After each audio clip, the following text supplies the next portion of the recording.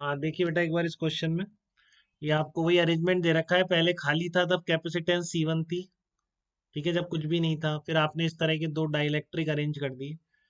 Dielectric constant या relative permeability जो है वो 2 दे रखा है। आप K1 की तरह ट्रीट कर सकते हैं, ध्यान रखिए कंफ्यूज मत होइए, सेम है K1, और ये आपका K2 इक्वल टू 4 कह दो चाहे, ठीक है।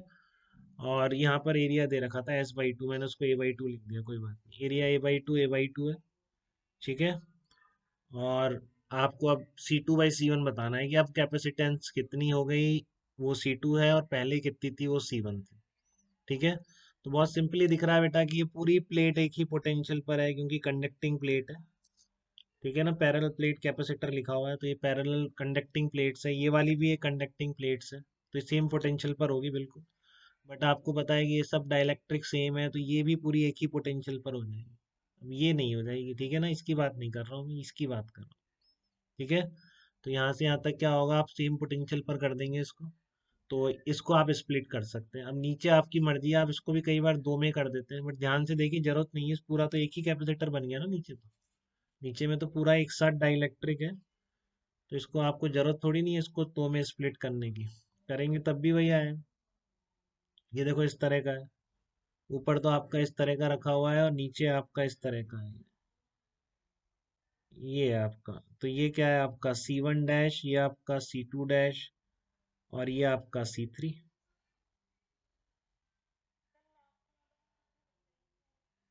नहीं बिल्कुल अलग है, वो तो बिल्कुल ही अलग है, क्वेश्चन ही अलग है। देखो आप कहीं साथ में रख के देखो, सेम क्या है ये बताओ मुझे, इनमें सेम क्या है।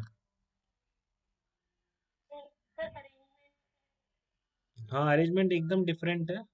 इसमें पूरी लाइन में एक भर रखा है, मतलब इस टर्मिनल्स के परपेंडिकुलर एक भरा हुआ है, इसमें टर्मिनल्स के परपेंडिकुलर एक सा है ही नहीं, कहीं अलग चीज है बिल्कुल, अलग अलग चीज, ठीक है ना। अरेंजमेंट है, इसमें गलती हो जाती है, इसमें नहीं होती है, तो आप पहले भी सही करते हैं, मैं कुछ नहीं बताता आपको, तब भी आपकी आदत वही है, उसको तोड़ो और इसको ऐसे करो, ठीक है ना। बट इसमें आप जरूर गलती करते हैं, अगर मैं आपको ये नहीं बताता कि कैसे कंडक्टिंग प्लेट रखी जाती, ठीक है ना, यहाँ पूरी एक कंडक्टिंग प्लेट नहीं रख सकते। तो ये सिंपल है, इसमें कोई ऐसा इशू नहीं है, देखो आपको दिख तो नहीं रहा कोई। तो C1 कितना है आपका, ε0 S/d है, जो शुरू में सबसे पहले बिना इसके है।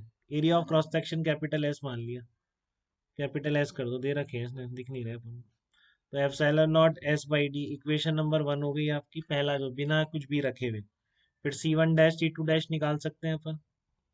C1 डैश कितना निकालोगे आप, ε0 S/2 अपॉन D/2, ठीक है। ये ऊपर C1 डैश आ जाएगा, और डाइलेक्ट्रिक कांस्टेंट 2 है इसका, शायद 2 से मल्टीप्लाई कर देंगे, ठीक है। इस तरह से C2 डैश भी आ जाएगा आपका, ε0 S/2 अपॉन D/2 इंटू 4 कर दीजिए, क्योंकि इसका डाइलेक्ट्रिक 4 है। ऐसे नीचे वाला भी आ जाएगा, C3 भी लिख देंगे आप। C3 क्या लिख देंगे, ε0 S/2, ε0 S/2 upon D into 2 कर देंगे। देखो पूरा 2 है ना ये, और ये 4 है।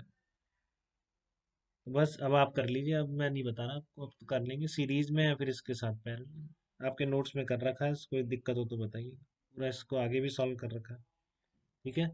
बट अब मुझे दिक्कत लग नहीं रही, तो इसका आंसर क्या होगा, डी होगा। ध्यान रखो यहाँ पे D/2 नहीं कर रही, पूरे डी है, ये तीसरा कैपेसिटर में। ये मैं इसको ऐसे बिल्कुल तोड़ सकता हूँ ऐसे इनको, क्योंकि मैंने इनको क्या किया, फिर कनेक्ट कर दिया। ऐसे ये पूरी एक प्लेट थी, तोड़ा, बट तोड़ के मैंने क्या कर दिया, इनको एक ही वायर से कनेक्ट मैं कर सकता हूँ, इससे कॉम्बिनेशन दिख जाता है हमको, और क्या। खुशी बताइए, कोई डाउट तो नहीं है आपको इस प्रॉब्लम में बेटा, एक बार।